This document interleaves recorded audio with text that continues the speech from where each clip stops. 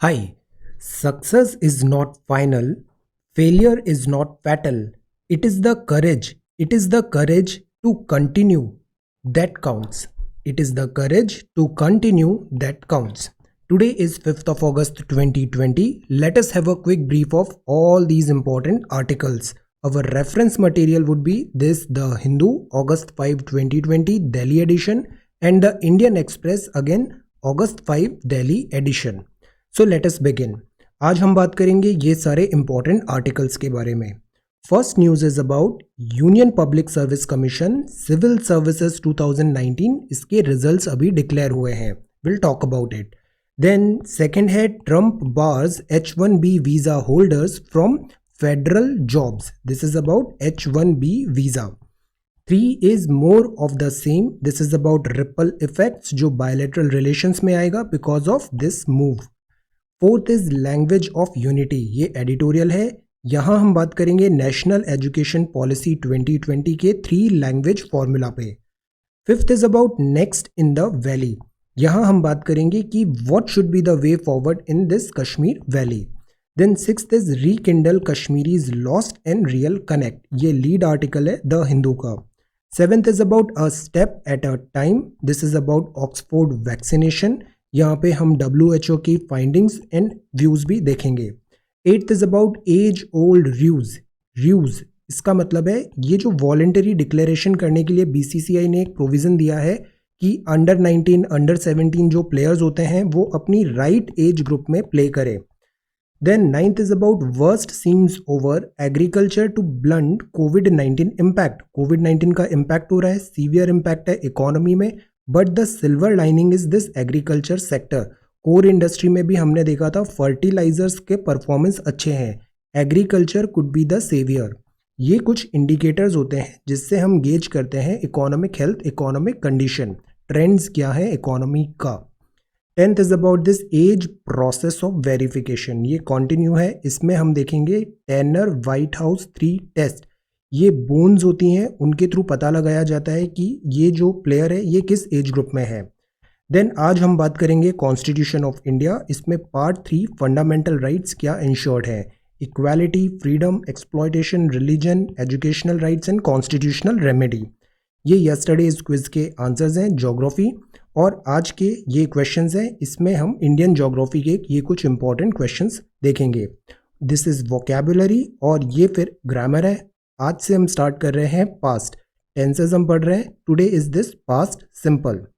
So today we are going to talk about all these important articles in next around 35 to 40 minutes। This is the first news. 829 candidates ने पास किया है इस examination को। Civil services refer to the career bureaucrats बनेंगे।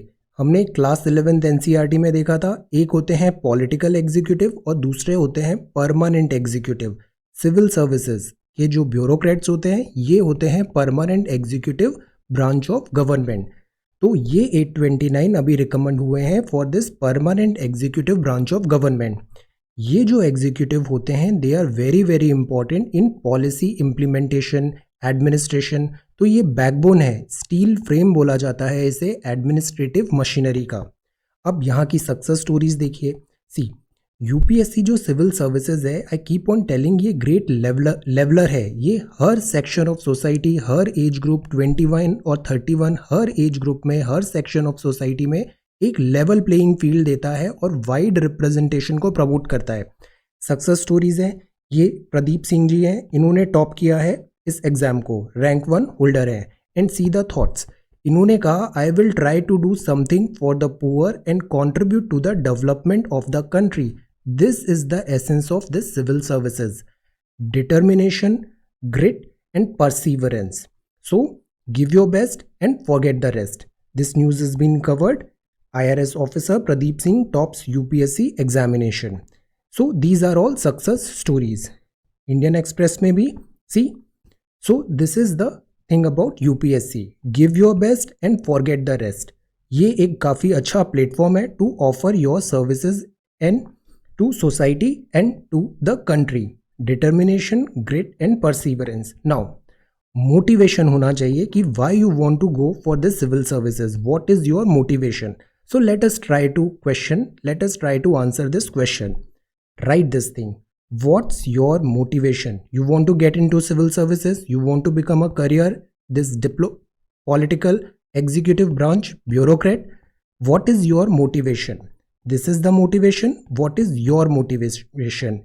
And why civil services? Write this question. If you feel comfortable, share this in comment section as an answer. What's your motivation? This would help. Why you want to go into civil services? Then ये second news है. This is about Mr. Trump. Trump bars H1B visa holders from federal jobs. H1B visa अभी temporary ban लगाया था year and तक के लिए. अब जो फेडरल जॉब्स होते हैं वहाँ पे भी कई बार क्या होता है, आउटसोर्सिंग होती है. आउटसोर्सिंग का मतलब होता है कि जो वर्क है वो किसी बाहर ऑफशोर को ट्रांसफ़र कर दिया गया है, आउटसोर्स कर दिया गया है.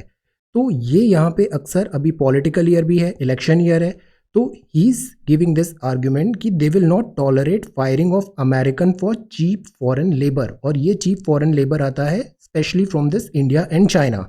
सो दैट इज़ वाई ये टफ स्टैंड लेके मिस्टर डोनाल्ड ट्रंप ने एक साइन किया है executive order on hiring of American worker. But ये जो पूरा डिसीजन है ये order based on misperception है. ये एडमिनिस्ट्रेशन ने यहाँ पे दिया है जून 23 को. पहले सस्पेंड किया था H1B visa, other type of foreign work visa until the end of 2020. पूरे साल भर के लिए कोविड-19 बैकड्रॉप में ये टेम्पररीली सस्पेंड किया था. अब इन्होंने फेडरल जो वैकेंसीज हैं वहाँ पे भी बार कर दिया है दिस H1B वीज़ा वर्कर्स को. एग्जीक्यूटिव ऑर्डर साइन किया है. फेडरल एजेंसीज जो होती हैं यूएस में, फेडरल एजेंसीज होती हैं, कॉन्ट्रैक्ट नहीं दे पाएंगे, सब कॉन्ट्रैक्ट नहीं दे पाएंगे फॉरेन वर्कर्स को जो H1B वीज़ा होल्डर है. तो ही इज़ टारगेटिंग कि जो वर्क है वो अमेरिकन वर्क फोर्स के लिए ही लिमिटेड रहे. बट ये जो पूरा कॉन्सेप्ट है ये मिस परसेप्शन है और ये मिस इन्फॉर्मेशन है और इसका वाइड क्रिटिसिज्म भी हो रहा है. यहाँ एक्सप्लेन में लिखा है कि जो मोस्ट इंडियन आईटी कंपनीज हैं उन्होंने हिंट किया है कि इसके रिपरकशंस होंगे, इम्पैक्ट करेगा job prospect of independent IT consultant and workers from India. तो इसके इम्पैक्ट्स होंगे. इकोनॉमिक जो बायलैटरल टाइज हैं इंडिया एंड यूएसए के उसमें भी इसके इम्पैक्ट्स होंगे. H1B वीज़ा जो होता है, वीज़ा मतलब if you want to go to some foreign country तो यू नीड अ वीज़ा वहाँ पे जाने के लिए. अब वीज़ा के अलग अलग टाइप्स होते हैं. टूरिज्म वीज़ा हो सकता है, स्टूडेंट वीज़ा हो सकता है, वर्क रिलेटेड वीज़ा होता है. तो ऐसे ही एक कैटेगरी है H1B वीज़ा की. इसमें इंडियन और चाइनीज़ कंपनीज़ को यूजुअली ये ज़्यादा बेनिफिशियरीज होते हैं. इनको फॉर 3 ईयर्स ऑफ पीरियड के लिए वहाँ पे जाके काम करने का प्रोविज़न रहता है. US government around 85,000 H1B visa देती है साल भर में, जिसमें जो 65,000 होती हैं वो यूजुअली ये हाईली स्किल्ड फॉरेन वर्कर्स होते हैं और अराउंड 20,000 रिजर्व होते हैं उनके लिए जो students US university, American university में हायर एजुकेशन या से मास्टर्स डिग्री के लिए गए हैं. तो the whole thing is about this H1B is attract talent. Talent की वैल्यू होना चाहिए, अट्रैक्ट टैलेंट. यूएसए का अगर हम हिस्ट्री देखें तो यूएसए बना ही माइग्रेंट्स पे है. माइग्रेंट फोर्स ने यूएसए को बिल्ड किया है और सबसे बड़ी जो स्ट्रेंथ रही है यूएसए की वो ये रही है अट्रैक्ट टैलेंट. अगर अच्छा टैलेंट आपके पास अट्रैक्ट होता है, वर्क करता है, रहता है, कंट्री अपने आप प्रॉस्पर करने लग जाती है. दैट इज़ वाई ये मिस परसेप्शन है, मिस इन्फॉर्मेशन है और वाइडली क्रिटिसिज्म हो रहा है मिस्टर डोनाल्ड ट्रंप के दिस मूव का. More of the same. Now इसमें ये further if we this was the first page, ये देन एडिटोरियल है. फर्स्ट पेज में आज है Ayodhya awaits launch of Ram temple construction. आज भूमि पूजन सेरेमनी होगा.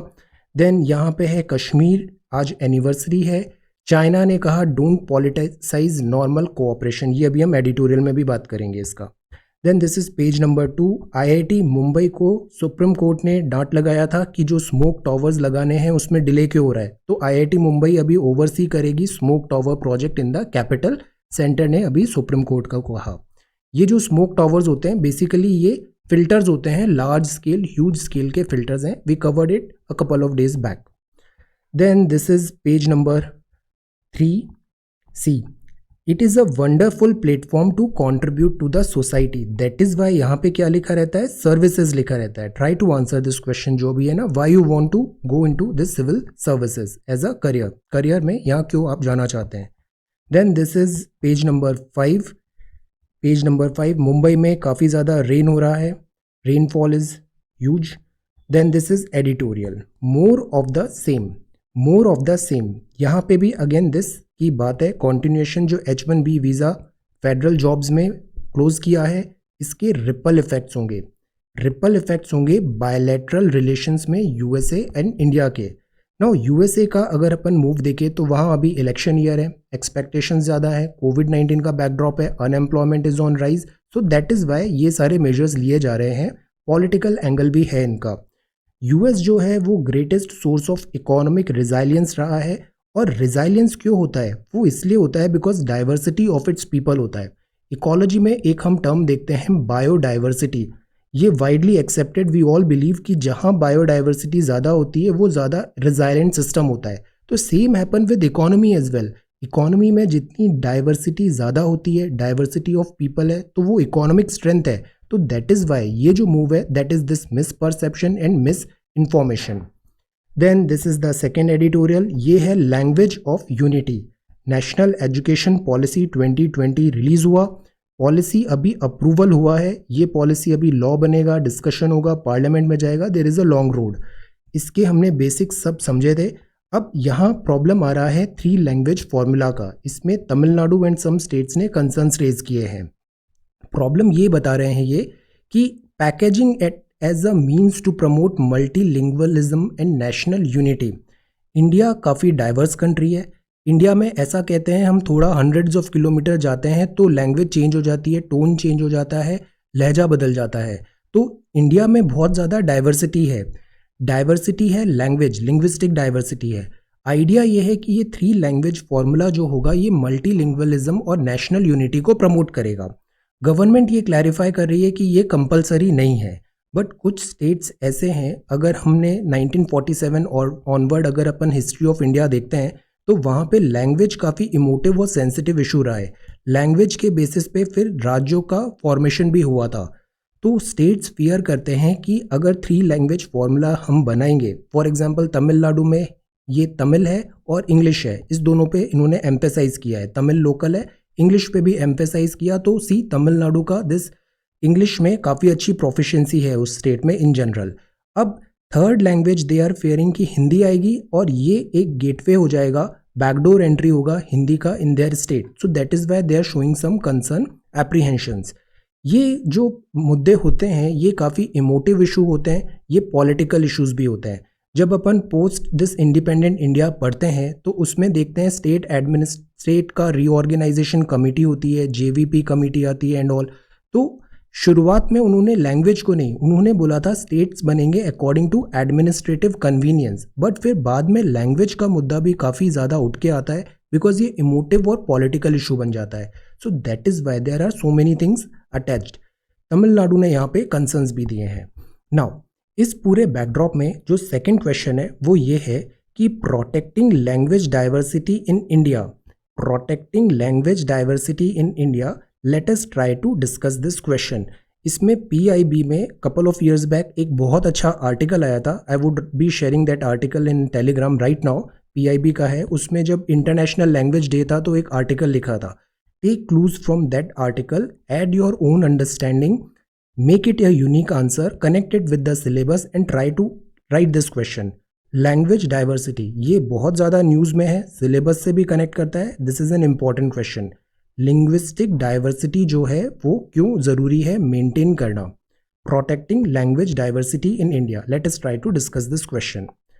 Now the next one is fifth one, this is the editorial, this is about Kashmir. Now let us move to Indian Express. Indian Express का ये first front page में यहाँ पे एक और बात है, that is about this Viral Acharya, x RBI। इन्होंने डेप्यूटी गवर्नर थे, इन्होंने रिजाइन किया था बिकॉज डिफरेंसेस आ रहे थे इनके विद द गवर्नमेंट। तो एग्जिट्स जो होते हैं are a form of dissent होता है, जो हमने अभी देखा था परमानेंट एग्जीक्यूटिव है, आप ब्यूरोक्रेट बन रहे हैं, आप परमानेंट एग्जीक्यूटिव रहेंगे। एक होते हैं पॉलिटिकल एग्जीक्यूटिव, पॉलिटिकल एग्जीक्यूटिव वो होते हैं जो चुनाव लड़के आए, जैसे सांसद हुए, विधायक हुए। तो परमानेंट एग्जीक्यूटिव और पॉलिटिकल एग्जीक्यूटिव अक्सर क्लैशेस हो जाते हैं। आप देखना कभी किसी जिले में IAS IPS हैं और उसी जिले में विधायक हैं, सांसद हैं, डिफरेंस ऑफ ओपिनियन होता है और क्लैशेस भी होते हैं।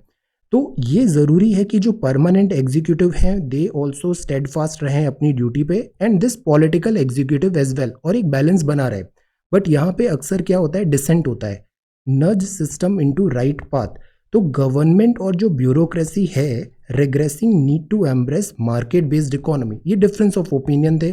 देन यहाँ पे इन्होंने अपने डिफरेंस ऑफ ओपिनियन को स्ट्रांगली स्टेडफास्टली प्रेजेंट भी किया. That is what it is important. We do not know how to work tactfully. We do not know how to communicate, build allies.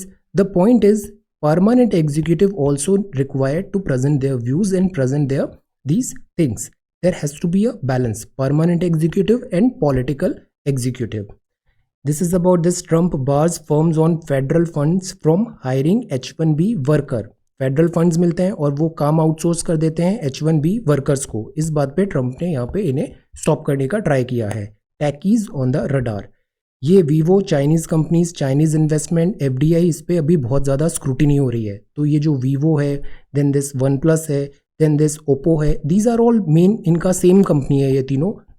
Then backlash के कारण set to pull out of 2020 IPL. Then this is the success story. ये page number 2 है Indian Express का. This is page number 3. Viral workout. Gym open हो रहे हैं, unlock हो रहा है, बट इट इज़ इम्पॉर्टेंट कि हम सैनिटाइज करें इक्विपमेंट को और पर्सनल इंडिविजुअल लेवल पे take all precautions and preventions. Then this is the thing. हम ऑनलाइन डिजिटल एजुकेशन पे पुश कर रहे हैं, but we need to understand there is a digital divide. There are so many families जहाँ पे अभी internet नहीं है. अभी जम्मू एंड कश्मीर की बात करेंगे, वहाँ पे फ्री और दिस फास्ट इंटरनेट नहीं आ रहा है. So that is Y it becomes very difficult to watch this online education, get online classes. So this is also one thing. Whenever you try to answer this question like digital divide hai, so these are realities, include these case templates. Several lower income families at loss hai. That is why untoward unnecessary push जो हो रहा है digital education का, that we need to ensure it. Certain provisions होना ज़रूरी है वहाँ पे. Then this is page number 4. ये पेज नंबर 5 है. Then this is page number 6, network. यहाँ पे है rise in market share of domestically manufactured ventilator. There was a time हम वेंटिलेटर मैन्युफैक्चरिंग 0 थी. Now we are doing well. Then this is page number 8. Now ये editorial आ गया है Indian Express का. Next in the valley. Valley में अब हमें क्या करना है? तो वैली में अभी जो सबसे इम्पॉर्टेंट जो वे फॉरवर्ड है वो है डेमोक्रेटिक राइट्स हैं उसको रीस्टोर करना राइट्स को. कॉन्स्टिट्यूशन ऑफ इंडिया सुप्रीम होता है. डेमोक्रेटिक पॉलिटिक्स जो है उसको रीस्टोर करना is our top most priority, and people's voice also should be listen. तो restoring rights, democratic politics and people's voice, this should be the way forward. Unavailability जो होती है हाई स्पीड इंटरनेट की, अभी हमने देखा डिजिटल डिवाइड, इससे क्या होता है, चैलेंजेस होता है. एक wide section of society deprive हो जाती है दिस ऑनलाइन एजुकेशन के लिए. डोमिसाइल रूल्स की अभी बात थी, डीलिमिटेशन प्रोसेस चल रहा है, पंचायत इलेक्शंस अभी न्यूज़ में. इन सब में एक क्लियर कट विजन के साथ आगे बढ़ना ज़रूरी है. It is important to restore freedoms. जो फ्रीडम्स कॉन्स्टिट्यूशन में दी है, अभी हम फंडामेंटल राइट्स भी आगे पढ़ेंगे लेटर इन्फोग्राफिक एंड कॉन्सेप्ट्स में, तो ये फ्रीडम इंश्योर करना ज़रूरी है. राइट टू फ्री स्पीच है, which in this day and age access to the internet इतना नेसेसिटी हो गया है. It is important. Most importantly it must set the stage for people to elect their representative, because this is the soul of democracy. People have the right to elect their representative fair way में, transparent वे में, और regular election होना बहुत ज़रूरी होता है. Then this is second editorial, a step at a time. This is about Oxford vaccination.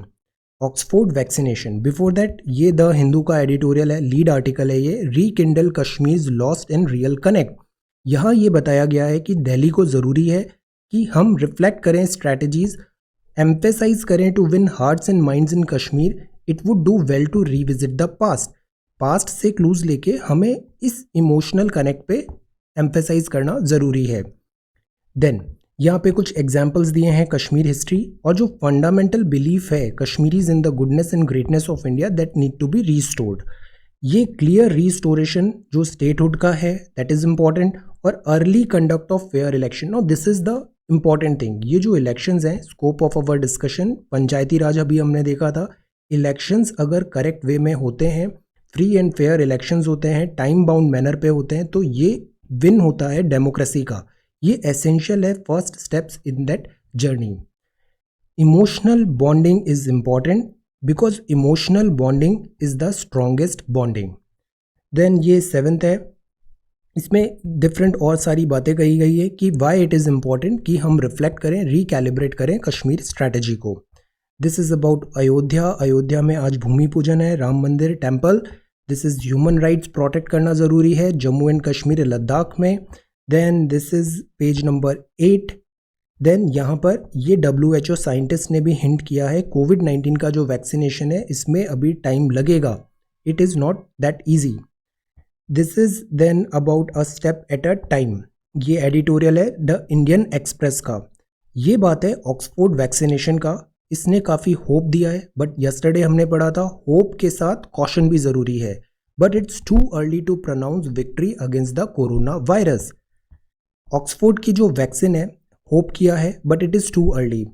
ये जो पुणे का based Serum Institute of India है, इसने रिसीव किया है कंट्रीज टॉप ड्रग रेगुलेटर का अप्रूवल कि ये कंडक्ट करेगा late stage human trials. Human trials के भी स्टेप्स होते हैं, before that we covered it vaccination trials stages in detail, have a look. Instagram में you can easily go through all this very conveniently, day wise वहाँ पे I have systematically posted all these PDF in picture format, very easy to revise, quick revision is very easy and convenient, have a look। तो यहाँ पे regulator का approval मिला है। Oxford का ये जो है एस्ट्राजेनेका, ये नाम है कोविड-19 वैक्सीन कैंडिडेट का, फ्रंट रनर है, काफ़ी अच्छे प्रॉस्पेक्ट्स हैं, but let's hope, cautious approach रखना ज़रूरी है। जो इम्यून सिस्टम होता है, इम्यूनिटी, वैक्सीनेशन बेसिकली क्या करती है कि जो पैथोजेंस अटैक करते हैं बॉडी पे, उससे हमारी बॉडी को वो प्रिपेयर करा देती है मॉक टेस्ट के थ्रू। तो ये जो इम्यून सिस्टम है ये fights with pathogen in 2 ways. Immune system मतलब हमारा दिस फायरवॉल, ये हमारी बॉडी को प्रोटेक्ट करता है पैथोजन से जो अटैक कर रहे हैं, डिसीज कॉजिंग एजेंट्स हैं। ये 2 तरीके से करता है, by producing antibody, antibody fight करेगी एंटीजन से, प्रोड्यूसिंग एंटीबॉडी दैट डिसेबल जो इन्फेक्शन एजेंट है, जो इन्फेक्ट करने आया है उसको एंटीबॉडी डिसेबल कर देगी। बाय मैन्युफैक्चरिंग टी सेल्स, ये टी सेल्स बनाती है, that have a long memory of such agents, मतलब एक बार अटैक हुआ उसको ये याद रखेगा कि इसने मुझे अटैक किया था, तो नेक्स्ट टाइम जब अटैक होगा तो वो डिफेंड हो जाएगा। टी सेल्स की लॉन्ग मेमोरी होती है सच एजेंट्स, फॉर सच एजेंट्स। अब ये जो चीज़ है ये फेड अवे होती है इन मंथ्स, और जो टी सेल्स का जो है वो लास्ट लॉन्गर। तो जो ये टी सेल्स हैं, टी सेल्स का जो मैन्युफैक्चर हुआ बॉडी में, इनकी मेमोरी लास्ट लॉन्गर रहेगी, और जो एंटीबॉडी बना ये यूजुअली एंटीबॉडी सम टाइम्स बाद फेड अवे हो जाती है। तो यहाँ 2 चीज़ किया इस वैक्सीनेशन ने, एक तो एंटीबॉडी बनाया और दूसरा टी सेल मैन्युफैक्चरिंग को प्रमोट किया बॉडी में। टी सेल मैन्युफैक्चरिंग की मेमोरी रहती है, एंटीबॉडी भी वार्ड ऑफ करते हैं इन इन्फेक्शियस एजेंट से, इनका फेड अवे जल्दी हो जाता है। टी सेल जो होते हैं ये लास्ट लॉन्गर होते हैं। तो ये जो वैक्सीनेशन है ये दोनों फ्रंट पे वर्क कर रही है। ऑक्सफोर्ड एस्ट्राजेनेका वैक्सीन इन दोनों चीज़ों को प्रमोट करती है, बॉडी में एंटीबॉडी भी लाती है और टी सेल मैन्युफैक्चरिंग भी प्रमोट कर रही है जो इन एजेंट्स को रिमेंबर रखेंगे। तो it's a good thing, but point is we need to be cautious. Why? Because sometimes ये जो वायरस होते हैं इनका म्यूटेशन भी हो जाता है। तो it would also B worth remembering कि फ्लू वायरस म्यूटेट करता है, अगर ये म्यूटेट करेगा तो वैक्सीनेशन को भी अकॉर्डिंगली कैलिब्रेट करना पड़ेगा। तो that is why it takes time. We are still some way away from victory against the corona virus. यहाँ पे सौम्या स्वामीनाथन मैम WHO ने कहा है कि इट्स डिले पॉसिबल है, likely by mid 2021 realistic deadline है। We do not understand virus completely now, this is the most important essence of entire कोविड-19 discussion. We are doing this discussion since February, March, January, जब से ये virus का beginning ही हुआ था। अलग अलग थ्योरी देखी, अलग अलग व्यूज़ देखे, अलग अलग ओपिनियंस देखे, और उन सारे ओपिनियन का अगर if you ask me to conclude तो मैं ये बोलूँगा कि किसी को कुछ भी नहीं पता है। We do not understand virus completely, nobody knows what is happening. So this is the thing. Even WHO में भी देखो, they keep on changing their statement. आज ये बोल रहे हैं, कल दूसरा स्टेटमेंट आएगा, फिर चेंज हो जाएगा। The fact is nobody knows, we do not understand virus completely. Then this one, यहाँ दूसरा एडिटोरियल है दिस इंडियन एक्सप्रेस में, this we have covered, this is about age old ROUGE.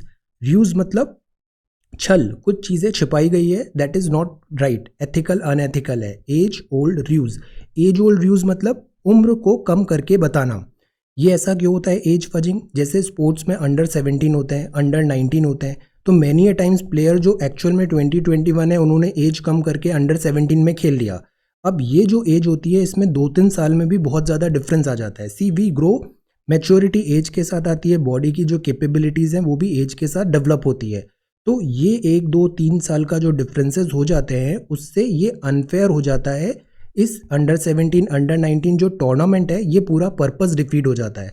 For example under 17 में if under 21 year का player खेल रहा है तो ये अनफेयर है बाकी सारे जो प्लेयर्स अंडर 17 वाले हैं।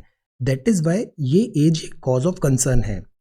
अभी बीसीसीआई ने एक वॉलेंटरी डिक्लेरेशन का प्रोविज़न लेके आए, उसमें इन्होंने कहा कि जो यंग प्लेयर्स हैं वो अपने आप ओपन आएँ और बताएं अपनी एक्चुअल एज, उनको पेनल्टी नहीं लगाई जाएगी, they would simply move in the correct age bracket. तो that is voluntary declaration, it's a good thing.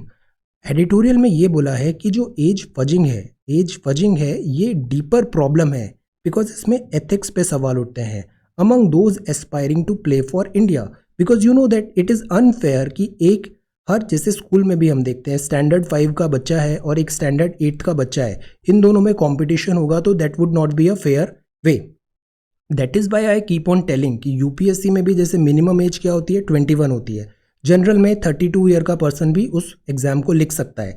अब एक 21 साल का बच्चा जो ग्रेजुएशन जस्ट पास किया है और एक 32 ईयर पर्सन जिसने ऑब्वियसली ज़्यादा दुनिया देखी है, ज़्यादा जानकारी है, ज़्यादा नॉलेज है, इन दोनों को अगर सेम लेवल प्लेइंग फील्ड में लाना है तो यूपीएससी को इनोवेट करना पड़ेगा and that is what UPSC do, level playing field लाती है ताकि एज रिलेटेड जो इतना 10 साल का बहुत बड़ा गैप होता है, मैच्योरिटी में डिफरेंस है, काम करने में, नॉलेज में ह्यूज डिफरेंस आ जाएगा। दैट इज़ वाई वो सेम लेवल पे लाने का कोशिश करती है, लेवल प्लेइंग फील्ड बनाती है। स्पोर्ट्स में पर ऐसा पॉसिबल नहीं है, तो स्पोर्ट्स में एज फजिंग जो है इस पे वाइडर यहाँ पे ज़रूरी है कि हम उसको चेक करें। एथिकल एंगल आता है यहाँ पे, no amount of inspirational mentoring can offset the values or lack of them at a formative stage. That is why again values ज़्यादा इंपॉर्टेंट करती है नॉलेज से। नॉलेज जो होती है ना वो सिखाई जा सकती है। If you do not know something you can Google it, you will get the fact, you will get the data right. You do not understand something, language में प्रॉब्लम है, वॉट एवर, ये चीज़ें जो होती है वो सिखाई जा सकती है। ट्रेनिंग होती है, ट्रेनिंग में आपको अच्छे प्रोफेसर्स आएंगे, एग्जाम्स होंगे, एक्सपीरियंसेस होंगे, केस स्टडीज होगी, you would learn everything, there is no problem at all. But अगर प्रॉब्लम फंडामेंटल लेवल की है, वैल्यूज़ में कोई प्रॉब्लम है, एथिकल एंगल में कोई प्रॉब्लम है, पर्सन कोचेबल ही नहीं है, तो वो एक सीरियस प्रॉब्लम होती है। और ये चीज़ इंटरव्यू में बहुत अच्छे से जज की जाती है। साइकेट्री मतलब साइकोलॉजी कैसी है पर्सन का। यहाँ पे ये बताया गया है कि ये इंस्पिरेशनल मेंटरिंग है, ये ठीक है, बट जो वैल्यू सिस्टम है इसको हमें चेक करना ज़्यादा ज़रूरी है। इफेक्टिव डिटरेंस होना चाहिए, डॉक्यूमेंट वेरिफिकेशन होना चाहिए और श्योर पनिशमेंट भी होना चाहिए, because punishment as a deterrent काम करता है। ये बीसीसीआई का है, ये जेंटलेस्ट प्रोड है, that is okay. Friendly fiendishly widespread है अक्रॉस इंडिया, ये प्रॉब्लम है। One player who cheats and get away with it in the Indian under 19 team, तो उससे तो क्या हुआ, इस प्लेयर को अपॉर्चुनिटी मिल गया, बट जो दूसरा डिजर्विंग कैंडिडेट था अंडर 17 एज का था वो डिनाई हो गया opportunity to 100। So this is the question, age old ruse. Then this is, if we move further in the Hindu, this is page number 9, ये हमने कवर किया पेज 8 में, this is page number 9, page number 9 है, this is page number 10 है, this is page number 10 lawyers, and then this is page number 11। यहाँ पे बात है, ये न्यूज़ भी अभी हमने कवर किया था, आर्मी में परमानेंट कमीशन अब दिया जाएगा विमेन ऑफिसर्स को भी, a step in right direction. तो ये अभी कन्वीन सिलेक्शन बोर्ड होगा विमेन पर्सनल का, एप्लीकेशंस मांगे जाएंगे परमानेंट कमीशन सॉर्ट का। Gender equality is very very important, gender based discrimination should not be there at all. Then ये शोकेज है, these are some wonderful cars and bikes, ये हैं nature doesn't discriminate. See, nature भी discriminate नहीं करती है, nature discriminate नहीं करती है, इक्वालिटी होती है यहाँ पे। Then this is change from within is important. Now this is the world news. World news में श्रीलंका में अभी पोल्स हो रहे हैं, इसके रिजल्ट्स अभी आएंगे. कुरैशी साहब ने अभी एक आर्टिकल लिखा था कि हमारे इलेक्शन कमीशन को भी यहाँ से नोट्स लेने चाहिए कि पैंडमिक के बैकड्रॉप में ये कैसे इलेक्शंस यहाँ पे कंडक्ट करा रहे हैं. अभी हमारे यहाँ कुछ स्टेट्स में अभी विधानसभा के चुनाव भी पेंडिंग है, तो our Election Commission should also take certain clues and notes. यहाँ बात है टिकटॉक का. Yesterday we covered about it. US TikTok में इशू है data theft and data privacy. तो यूएस चाहता है कि टिकटॉक माइक्रोसॉफ्ट खरीद ले. माइक्रोसॉफ्ट को डाइवेस्ट चाइना होल्डिंग. ये अभी जो ट्रेड वॉर है ये बढ़ती जा रही है. यहाँ this article I was reading, यहाँ जो थिंक टैंक होता है, थिंक टैंक क्या होता है, ये स्टेट को बताता है किस डायरेक्शन में मूव करना है, क्या पॉलिसी होनी चाहिए, क्या किस तरीके से मूव फॉरवर्ड होना है. तो जो चाइना के जो हार्ड लाइनर्स हैं, थिंक टैंक्स हैं, ये प्रिपेयर कर रहे हैं कि यूएस को वर्ल्ड पावर से रिप्लेस करने का टाइम आ गया है. China should replace US as a world power and they are working on that. Then this is business section. ये गुड न्यूज़ है कि फाइनली एग्रीकल्चर सेवियर बन रहा है इस कोविड-19 इम्पैक्ट का. Worst seems over. Agriculture to blunt मतलब नलीफाई कर देगा कोविड-19 के इम्पैक्ट को, जो वर्स्ट इम्पैक्ट है. मतलब एग्रीकल्चर सेवियर रहेगा, कुशन देगा वो इकोनॉमी का. इसके जो फॉरकास्ट है नॉर्मल मॉनसून का, which is good thing. Agriculture contribute about 15% of total gross value added. GVA, ये concept a couple of days back हमने देखा था इन्फोग्राफिक कॉन्सेप्ट्स में. GVA एंड GDP, gross value added, to set to cushion the shock of कोविड-19 pandemic on the Indian economy in 2021. Revise this concept, answer this. What you mean by GVA? हमने ये cover किया था, इसका formula भी देखा था हमने. What is GVA? The point is agriculture is doing well. 15% of GVA दे रहा है ये. अब ये दो चीज़ पे डिपेंड करेगा आगे क्या होगा, बिकॉज इसमें भी इफ हैं काफ़ी सारे. Rise in covid cases. अगर ये कोविड-19 के केसेस जैसे बढ़ रहे हैं, अगर ऐसे ही बढ़ते गए तो रिकवरी में टाइम लगेगा और इंटरमिटेंट लॉकडाउन्स भी लगेंगे. ओवरऑल लॉकडाउन तो अब नहीं हो रहा है, but intermittent lockdown would be there. तो this would also be one thing we need to see. अब कुछ चीज़ें हमें देखना है तो वो हम डायरेक्टली तो देख नहीं सकते, तो हमें चाहिए होते हैं इंडिकेटर्स. वो इंडिकेटर्स बताते हैं ट्रेंड. जैसे कल इंडियन एक्सप्रेस के एडिटोरियल में हमने कुछ ट्रेंड्स देखे थे इकोनॉमी के. ये इंडिकेटर्स हमें बताते हैं कि इकोनॉमी किस डायरेक्शन में हेड कर रही है. हमने ये सारे 1 by 1 शॉर्ट नोट्स प्रिपेयर किए हैं. They are very important. Index of industrial production ये भी प्रिपेयर किया था. Purchasing manager index PMI. Power generation कितना है कंट्री में, आपको बताना है ना. इकोनॉमी इज डूइंग वेल, तो ये तो एक स्टेटमेंट हो गया. अब इकोनॉमी इज डूइंग वेल, इसको बैक करिए. बैक कैसे करेंगे? आर्ग्यूमेंट से बैक करेंगे. ये इंडिकेटर्स आपको साइमल्टेनियसली बताने चाहिए. इससे जो आंसर होता है वो हॉलिस्टिक लगता है. पावर जनरेशन का क्या स्टेटस है, स्टील और सीमेंट का क्या स्टेटस है, railway freight, major ports, air cargo और पैसेंजर ट्रैफिक इंडिकेट करेगा इकोनॉमी कैसी चल रही है. E way bill generation, capturing inter state movement of goods, consumption of petroleum product, motor vehicle registration among other. So these are certain indicator जो बताते हैं कि इकोनॉमी किस डायरेक्शन में हेड कर रही है. अभी ये चीज़ें सारी फ्रेजाइल है, अभी ग्रास रूट्स है, अर्ली साइंस दिख रहे हैं, but this is still is a fragile condition. अभी क्लियर कट अभी काफ़ी चीज़ें अनसर्टेनिटी है. Let us prepare a short note. Now it's up to you. इनमें से जो इंडिकेटर में आपको आपने नोट प्रिपेयर नहीं किया है, prepare a note on that indicator, any one of your choice. Prepare a short note. IIP, PMI, power generation, anyone, prepare a short note on these indicator because these indicator determine कि economy किस direction में move कर रही है. Then this is HDFC Bank Federal hiring. ये सी जो mister Trump का move है ये मिसपरसेप्शन है, calculations not right. Digital tech adoption पे हमें आगे बढ़ना है. टाटा सन्स यहाँ पे बोल रहे हैं N. Chandrasekaran must harness power of women and SME. This is very very important. Energy bank auto Sensex 2% higher हो रहा है. अल्कोहल पे सेस लगता है, अल्कोहल की प्राइस बढ़ा दी गई थी. क्यों बढ़ा दी थी स्टेट्स ने? बिकॉज स्टेट्स को रेवेन्यू का फॉल हो रहा था. दिल्ली इधर काफ़ी बढ़ गया था अल्कोहल का प्राइस, बट ये फिर डिस्करेज हो रहा है. वीक स्पिरिट्स है और सेल्स का अल्टीमेटली लॉस हो रहा है. India look to screen for rerouted Chinese goods. So this is business news. Title sponsor जो वीवो का विड्रॉवल है, it was a good toss to lose. So this is the Hindu. Indian Express में if we move further तो this is about Kashmir and this is about Ayodhya, second exile. ये page number 10 है, ये page number 11 है। SIP systematic investment जो हम करते हैं गुड है, investment savings is a good thing. SIP अभी डाउट्स में है बिकॉज मार्केट वॉलेटिलिटी ज़्यादा है, बट जो SIP होती है ना ये लॉन्ग टर्म के लिए होती है। लॉन्ग टर्म में मार्केट अपने आप रिकवर हो जाता है और चीज़ें इन दी एंड पॉजिटिव्स होती हैं। What US job curves mean for Indian H1B holders, तो ये जो वीज़ाज हैं ऑब्वियसली ये अभी एक चैलेंज आ रहा है बिकॉज इंडिया काफ़ी बड़ा बेनिफिशियरी होता है। इंडिया के जो IT टेकी एम्प्लॉयज़ होते हैं इस 65,000 जो वीज़ा देते हैं H1B का, इसमें इंडिया बेनिफिशियरी है, तो इसके कॉन्सिक्वेंसेज होंगे। Groundnut stage a comeback world में, दिस इज बैरूत का न्यूज़ है ये इकोनॉमी जो अभी हमने एग्रीकल्चर में देखा, worst likely over indicator shows improvement. Agriculture हमारा स्पीयर हेड कर रहा है इकोनॉमिक रिवाइवल को। सेंसेक्स स्नैप किया, बुल मतलब होता है ऊपर की तरफ भागना, बियर मतलब होता है सेंसेक्स को फॉल कराना।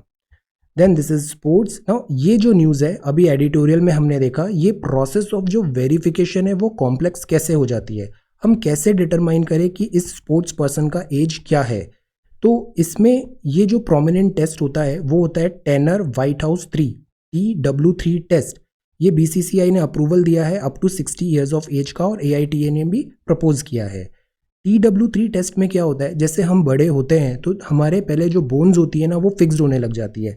शुरू में जब बच्चे होते हैं प्यूबर्टी आती है, फिर देन हमारी हाइट बढ़ती है, ग्रोथ होती है, तो इसमें बोन्स फ्यूज नहीं हुई है अभी।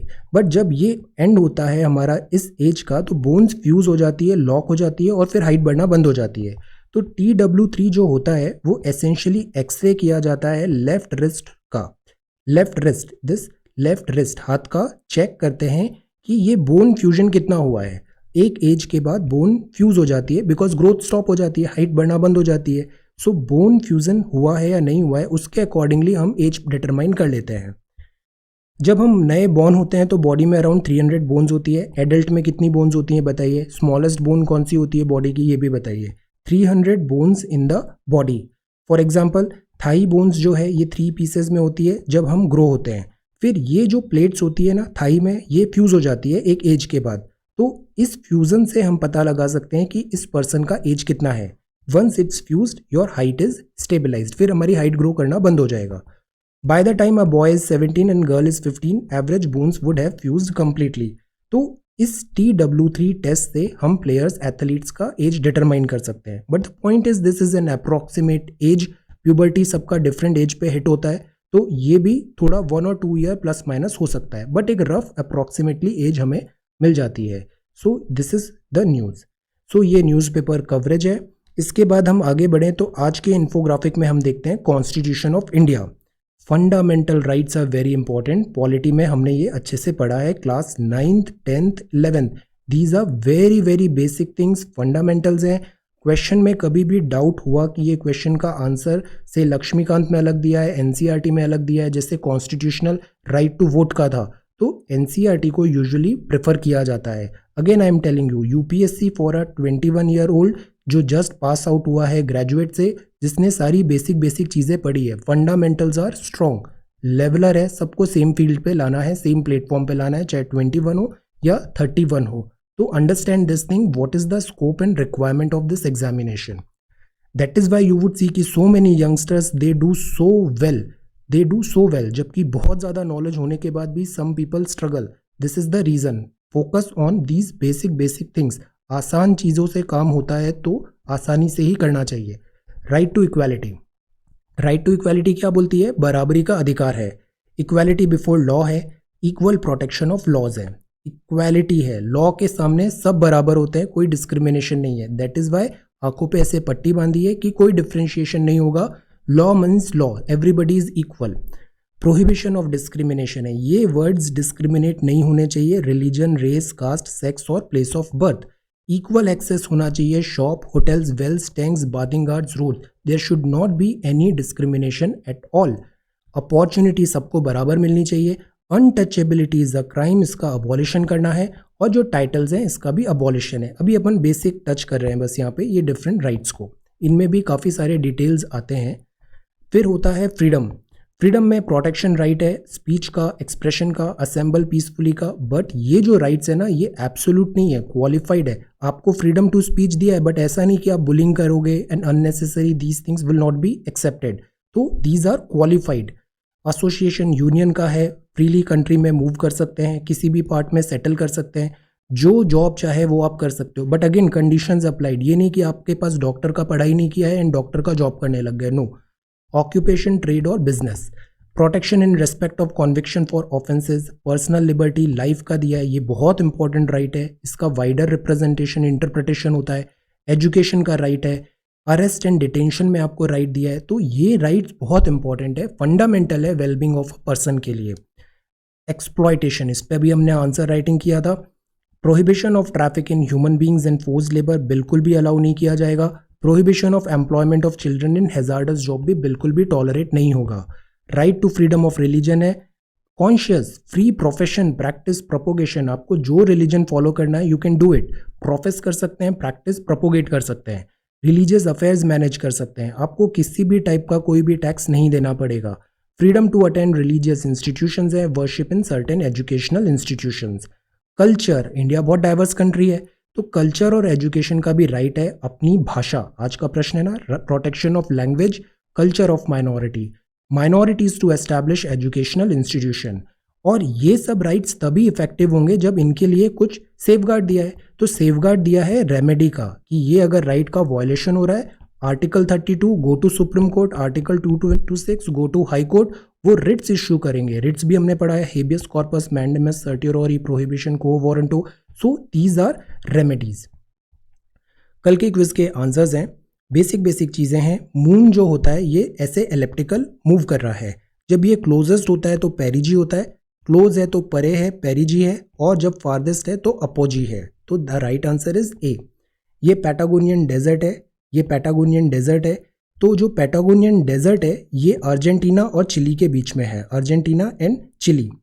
Then this is the sub polar low pressure belt. ये सारी चीज़ें ना एनसीईआरटी 11th एंड 12th में हमने कवर किया है। एनसीईआरटी 9, 10th, 11th कंप्लीट हो गया है। India physical and fundamentals, excellent books, सारी चीज़ें कॉन्सेप्चुअल क्लैरिटी के लिए very very nice.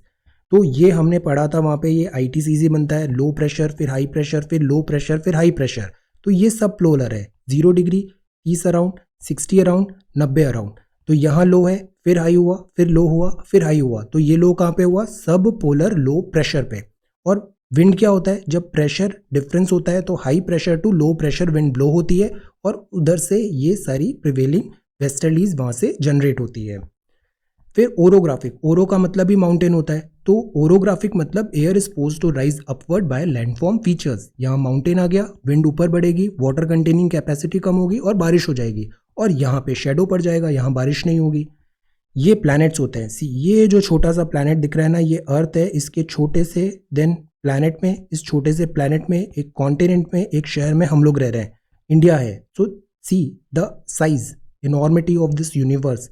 The Jovian planets हैं एस्ट्रॉइड बेल्ट्स के इधर, और ये टेरेस्ट्रियल प्लैनेट्स होते हैं। जोवियन ये गैशियस भी होते हैं, Jupiter, Saturn, Uranus, Neptune, Pluto planet नहीं है, और ये हैं अपने टेरेस्ट्रियल प्लैनेट।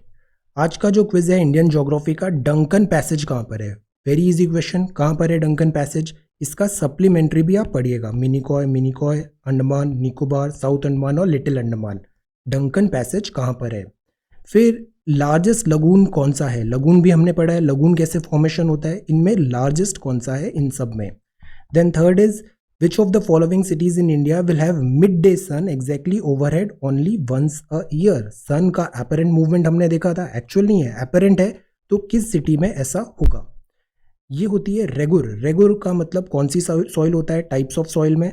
और ये है मणिपुर। मणिपुर का जो मैप है उसमें आप बताइए कि कॉमन बाउंड्रीज किस किस स्टेट से ये शेयर करता है। Answer this question. ये वोकैबुलरी है नज। नज मतलब प्रोत्साहन करना, कोहनी मारना, हल्का धक्का देना। जैसे I keep on nudging you to study well, मैं नज करता हूँ आपको कि आप रोज कुछ लिखने की कोशिश करो, right answer every day, because this is not a one day examination. ऐसा नहीं है कि एक दिन में आपका लेवल यहाँ से यहाँ हो जाएगा, no, it takes continuous effort. So this is नज।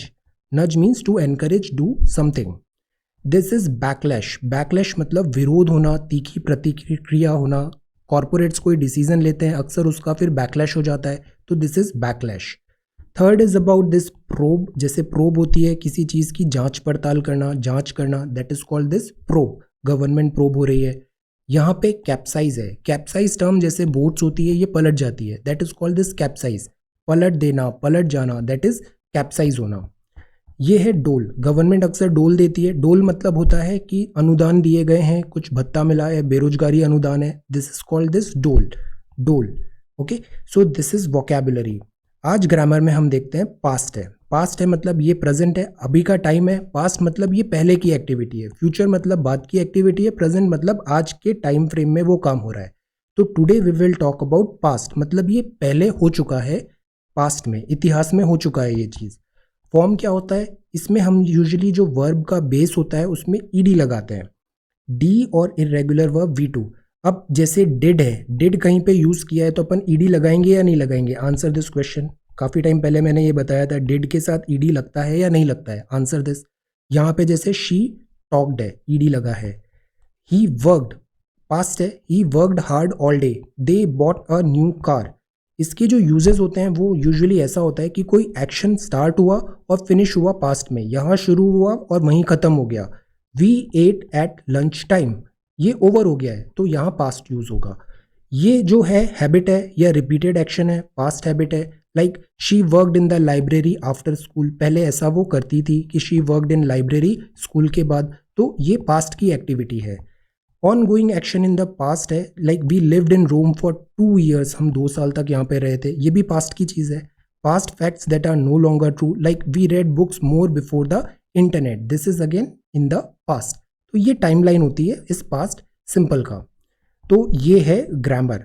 Okay, this is grammar, past simple, ये वोकैबुलरी है। If you come across any other grammar rule, feel free to post in the comment section below, it would help everybody. Okay, past simple, same is with this vocabulary as well. If you come across any important word, share it, sharing is caring. Then this is quiz, ये आज के answers हैं, try to answer these question। ये yesterday quiz है। ये हैं हमारे fundamental rights, past part 3 of the constitution। this is verification, age verification process, TW3। ये indicators होते हैं, ये सारे indicators you should know कि ये economic का trend कैसे बता रहे हैं। Prepare a short note any of these indicator में किसी एक पे। Then this is worst seems to over, agriculture spearhead कर रहा है, एज ओल्ड यूज है। We do not understand virus completely, that is the essence of this entire कोविड-19 discussion. Then rekindle Kashmiri lost in real connect, next in the valley, protecting language diversity in India. इस पे मैं अभी PIB पे एक article share कर रहा हूँ, रीड दिस आर्टिकल और अपनी अंडरस्टैंडिंग भी ऐड करके try to answer this thing. More of the same, Mr. Trump, and this UPSC Civil Services 2019. What's your motivation? आपका क्या motivation है and why civil services? So this is 5th of August 2020. Thank you so much for watching this video. Take care, study well and be safe.